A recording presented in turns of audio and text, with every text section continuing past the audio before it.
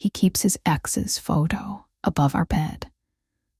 And every morning, it is the first thing I see when I open my eyes.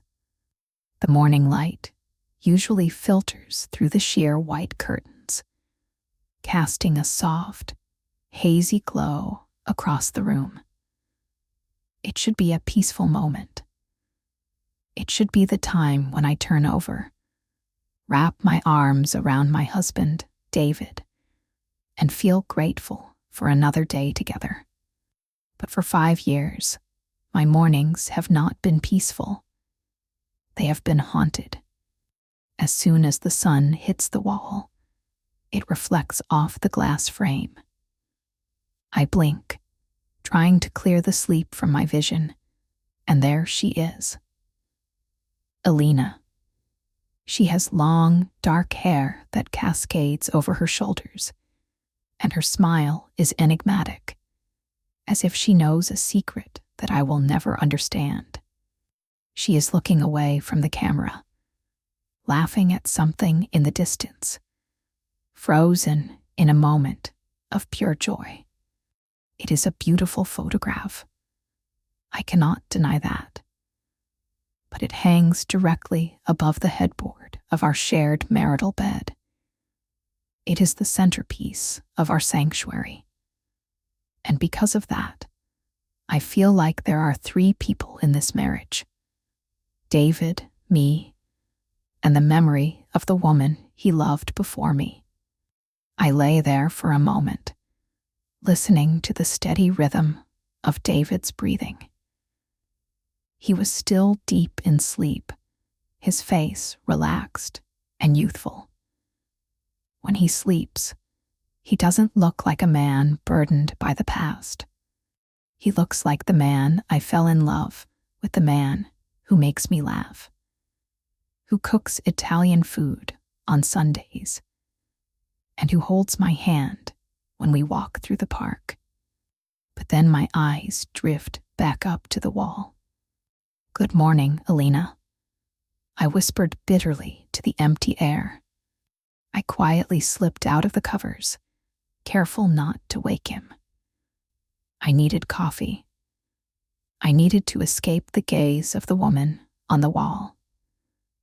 As I walked down the hallway to the kitchen, the floorboards creaked beneath my feet, a familiar sound in our old, Victorian-style house. We had bought this house 3 years ago. It was supposed to be our fresh start.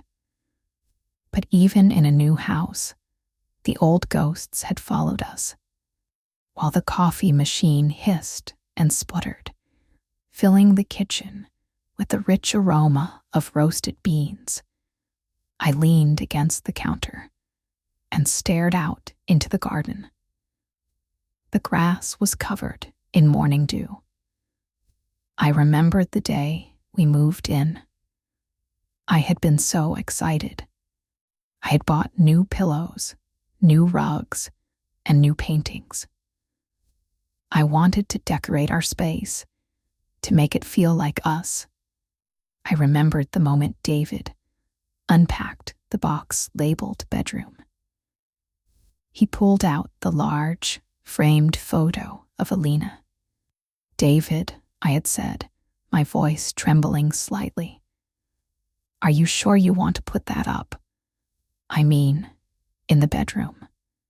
He had looked at me with such sadness in his eyes that my heart broke for him. "Valerie, please," he had said softly. "It's just a picture. She was a huge part of my life. I can't just put her in a closet. It feels disrespectful." "I know," I had replied, trying to be understanding. "But maybe in the study or the hallway." "I want to see her," he had said, turning away from me to hammer a nail into the wall above the bed. It comforts me. It reminds me that love is real. I hadn't argued then. I didn't want to be the jealous new wife. I didn't want to be the person who competed with a ghost. I thought that, eventually, he would take it down on his own. I thought that as our love grew, his need for that specific comfort would fade. I was wrong. 5 years have passed, and the picture hasn't moved an inch. The coffee machine beeped, signaling that it was ready. I poured the black liquid into my favorite ceramic mug and wrapped my hands around it, seeking warmth. Morning, a deep voice croaked from the doorway. I turned to see David rubbing his eyes, his hair messy from sleep. He looked tired. Morning, I said, forcing a small smile. Coffee. Please. He walked over and kissed me on the forehead. It was a gentle, affectionate gesture, but as always, I wondered if he was truly seeing me, or if he was just going through the motions of being a husband. He took the mug from my hand and leaned against the counter next to me. You were up early, he noted. I couldn't sleep, I lied. I have a lot on my mind regarding work. You work too hard, he said, taking a sip. You should relax more. I wanted to scream. I wanted to say, I can't relax because your dead fiancé watches us sleep. But I didn't. Instead, I took a sip of my own coffee and looked down at my feet. David, I started, testing the waters. My parents are coming to visit next weekend. That's nice, he said, though his tone was neutral. He got along with my parents, but he was always a bit reserved around them. My mother, she mentioned the bedroom last time she was here, I said, my heart beating faster. David stiffened. He knew where this was going. Valerie, don't start. I'm not starting anything, I pleaded, trying to keep my voice calm. I'm just saying, it makes people uncomfortable. It makes me uncomfortable. It's been 5 years, David. We have been married for 5 years. He set his mug down on the counter with a loud clack. She died, Valerie. She didn't break up with me. She didn't leave me. She died in a car accident. This photo is the only thing I have left that captures her spirit. But you have me. The words slipped out before I could stop them. You have a living, breathing wife who loves you. Doesn't that count for anything? Of course it counts, he said, sounding exhausted. Why do you have to make it a competition? You know I love you. Why does her picture threaten you so much? It's not the picture, David. It's where you put it, I said, my voice cracking. Above our bed. It's intimate. That space should be for us. He sighed and ran a hand through his hair. I'm not taking it down, Val. I can't. Not yet. Not yet, I repeated quietly. It's always not yet. He turned and walked out of the kitchen, leaving his coffee unfinished. I stood there in the silence, feeling the familiar weight of defeat settling in my chest. This was our routine. I would bring it up, he would shut me down, and we would go on pretending everything was fine. Later that day, I met my best friend, Sarah, for lunch. We met at a small bistro downtown, a place where the noise of the city felt distant. Sarah was the only person who knew the full extent of my struggle. He walked out of the kitchen. Sarah asked, her eyes wide with disbelief as she picked at her salad. "Val, this is getting ridiculous." "I know," I said, staring at my soup. "I just don't know what to do. I feel like a monster for asking him to remove it. He lost her so tragically. Who am I to dictate how he grieves?" Sarah put her fork down and reached across the table to touch my hand. "You are his wife. You are not a monster. Grief is a process, Valerie, not a permanent state of being. 5 years is a long time to keep a shrine above your marriage bed. It's not healthy for him, and it's certainly not fair to you." "He says he loves me," I said softly. "I'm sure he does," Sarah replied. "But he is stuck.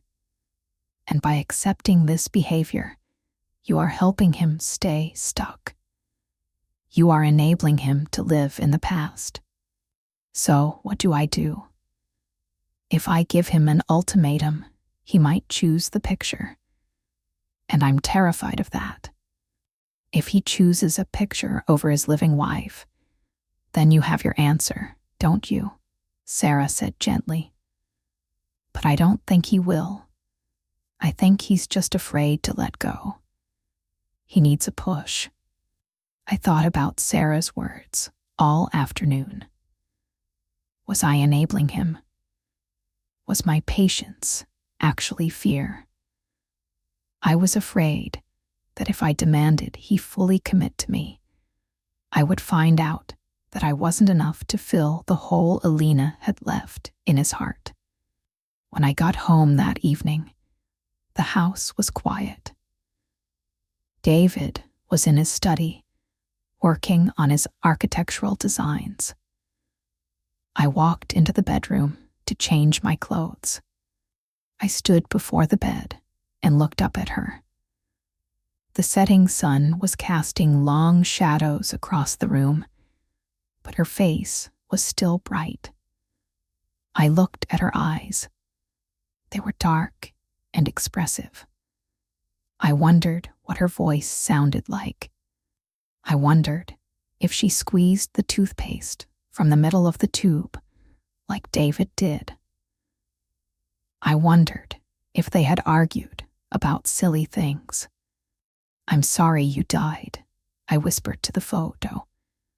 "I really am, but I need my husband back." I decided to try a different approach. I wouldn't argue. I would try to create new memories. A few days later, it was our anniversary. 5 years. It was a milestone. I had booked a table at the most romantic restaurant in the city, a place with candlelight and a view of the river. I had bought a new dress, a deep emerald green that David had once said he loved. I spent hours getting ready. I curled my hair, applied my makeup carefully, and put on the expensive perfume he had bought me for my birthday. I wanted to look beautiful. I wanted him to look at me and see only me. When David came home, he smiled when he saw me. "Wow," he said. "You look stunning, Valerie." "Happy anniversary," I said, kissing him. "Happy anniversary," he replied. He handed me a small box. Inside was a beautiful silver bracelet. It was lovely. "Thank you, David. It's beautiful," I said. We went to dinner, and for a while, it was perfect. We talked about his work, about my plans to travel to Italy next year, about everything except the wall in our bedroom. We laughed. We drank wine. I felt a spark of hope. Maybe Sarah was wrong. Maybe we were fine. But then, as we were waiting for dessert, David's phone buzzed. He glanced at it, and his face fell. "What is it?" I asked, sensing the shift in his mood. It's Alina's mother," he said. "She sent me a message. Today would have been Alina's 35th birthday." My stomach dropped. I had forgotten. Their timelines were so intertwined that our anniversary often overlapped with memories of her. "Oh," I said, "that must be hard for her." David didn't look up. He was typing a reply. "Yeah, she said she visited the grave today. She misses her." He put the phone down, but the mood was broken. The light in his eyes was gone, replaced by that familiar, melancholic veil. He was physically sitting across from me, but mentally, he was with Alina and her mother. "David," I said, reaching for his hand, "I'm sorry, but can we please focus on us tonight? It's our anniversary." He pulled his hand away slightly. "I can't just turn off my feelings, Valerie. It's a difficult day." "I know," I said, feeling tears prick my eyes.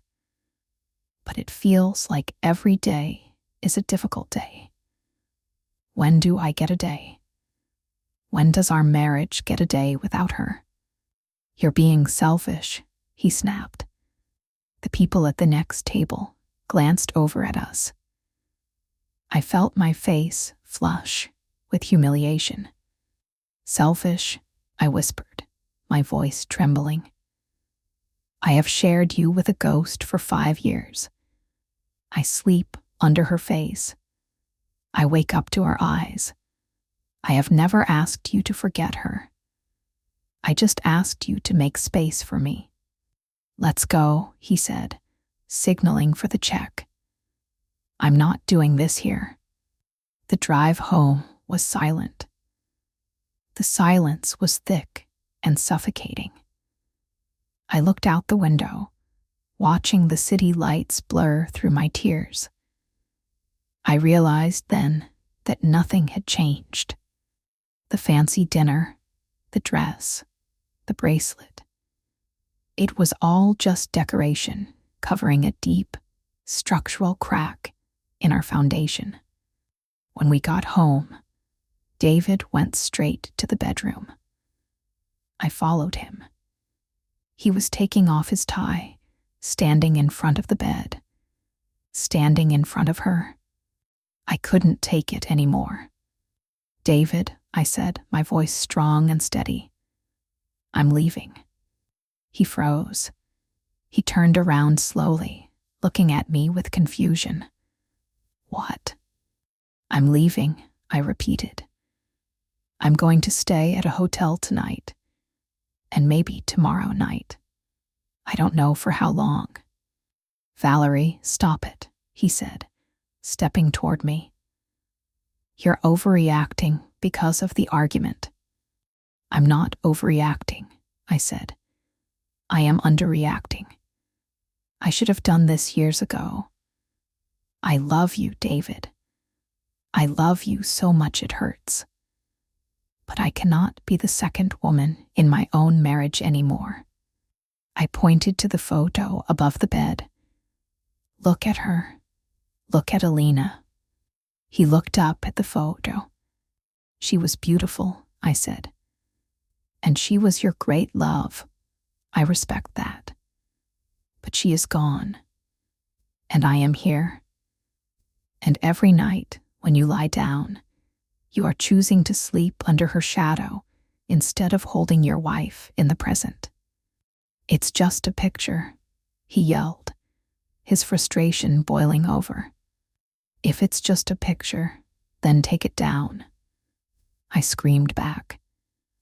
"If it's just a piece of paper and glass, take it down right now." The room fell silent. He looked at the photo, then at me. His hands were shaking. He looked terrified. It wasn't stubbornness, it was fear. He was afraid that if he moved the photo, he would lose the last connection to her. He was afraid that moving on meant forgetting. He didn't move. He didn't reach for the frame. He just stood there, paralyzed. "That's what I thought," I said softly. A tear rolled down my cheek. "You can't do it." I grabbed the bag I had packed earlier, the one I had hidden in the closet, subconsciously knowing this moment would come. "Where are you going?" he asked, his voice breaking. "Somewhere where I am the only one in the room," I said. I walked out of the bedroom, down the stairs, and out the front door. The night air was cold, but it felt fresh. It felt like freedom. I got into my car and drove to a hotel a few miles away. The hotel room was generic and bland. Beige walls, white sheets, abstract art. But it was mine. I lay in the bed, staring at the ceiling. There was no face looking down at me. There was only blank white space. I cried myself to sleep, mourning the marriage I might have just ended, but also feeling a strange sense of relief. For the next 3 days, I didn't speak to David. He called me 20 times. He sent countless texts. "Valerie, please come home. I'm sorry. We need to talk. I love you." I didn't reply. I needed time to think. I went to work. I ate lunch alone, and I spent my evenings reading in the hotel room. I realized that I had lost myself in trying to heal him. I had made myself small so that his grief could be big. On the 4th day, I agreed to meet him. I didn't want to go back to the house yet. I asked him to meet me at the park where we had our first date. I sat on a bench, watching the ducks float on the pond. It was a crisp autumn day. The leaves were turning orange and gold. I saw him walking toward me. He looked terrible. He hadn't shaved, and there were dark circles under his eyes. He looked like a man who hadn't slept in days. He sat down next to me, leaving a bit of space between us. "Hi," he said, his voice raspy. "Hi," I replied. "I missed you," he said. "I missed you too," I admitted. "But that doesn't change anything." He nodded, looking down at his hands. "I know. I've done a lot of thinking, Valerie. The house, it's empty without you. It's just quiet." "It was crowded when I was there," I said. "Too crowded." He took a deep breath.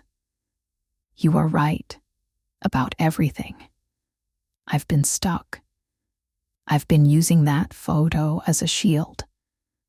I thought that if I kept her front and center, I wouldn't have to face the guilt of being happy without her." I looked at him, seeing the vulnerability in his eyes. "You are allowed to be happy, David. Alina would want you to be happy." "I know," he said, tears forming in his eyes. But I realized something else. In trying to hold on to a memory, I was losing the reality. I was losing you. And the thought of losing you, it scared me more than the thought of letting her go. He reached into his pocket and pulled out a folded piece of paper. It wasn't the photo. It was a letter. "I wrote this to her," he said. "I haven't written to her in years. I told her that I love her, but that I have to say goodbye. I told her about you. I told her how wonderful you are and how much I love you. I felt a lump form in my throat. You did. Yes, he said. And then I did something else. He looked at me with intensity. Will you come home with me? Just for a minute. I need to show you. I hesitated. I was afraid to go back and see the wall unchanged. But the look in his eyes was different this time. It wasn't the look of a widower. It was the look of a husband fighting for his wife. Okay, I said, I'll come. We drove back to the house in separate cars. When I unlocked the front door, the familiar scent of our home greeted me, wood polish and vanilla. But the energy felt different, lighter. David took my hand and led me up the stairs. My heart was pounding in my chest. We reached the bedroom door. He paused and squeezed my hand. I'm sorry it took me 5 years, he said. He pushed the door open. I gasped. The space above the bed was empty. Wait, not empty. Where the large, imposing photo of Alina had been, there was now a simple, elegant mirror with a gold frame. I walked into the room, stunned. I looked at the mirror. I saw my own reflection. I saw David standing behind me, his hands on my shoulders. I saw us. Where is she? I asked, my voice barely a whisper. She's in the study, David said softly. I put her photo in a nice album on the bookshelf. She is still part of my history, Valerie, but she is not the focus of my present. This room, this bed, this is for us, just us. I turned around and buried my face in his chest. I began to sob. It was a release of 5 years of tension, 5 years of feeling second best. David held me tight, stroking my hair. I love you, Valerie. I chose you then, and I choose you now. I'm sorry I made you doubt that. We stood there for a long time, holding each other in the room that finally felt like ours. That night, as we lay in bed, the room was dark. I looked up towards the headboard. I couldn't see the mirror in the dark, but I knew it was there. I knew that when the sun rose tomorrow morning, the first thing I would see would be the light reflecting off the mirror, illuminating the room where my husband and I slept. I turned to David. He was awake, watching me. Are you okay? He asked. Yes, I said, and for the first time in a long time, I meant it. I'm okay. Good night, Mrs. Miller, he whispered, using his last name, claiming me. Good night, David, I replied. The next morning, the sun came up. It hit the mirror above the bed. The light bounced off the surface and danced across the ceiling. I stretched, feeling the warmth of the sun on my face. I looked at the wall. I saw my own sleepy eyes, my messy hair, and the arm of my husband draped over my waist. I smiled. The ghost was gone. The memory remained, safe in an album in another room, respected but not worshipped. But here, in the morning light, there was only the living. Marriage, I realized, is not just about finding the right person. It is about making room for them. It is about clearing out the clutter of the past to build a home for the present. David had finally cleared the space, and I was finally home. It wasn't a perfect ending, We still had scars. He still had moments of sadness, and I still had moments of insecurity. But we were facing them together, looking at each other, instead of looking up at a memory on the wall. And that was enough.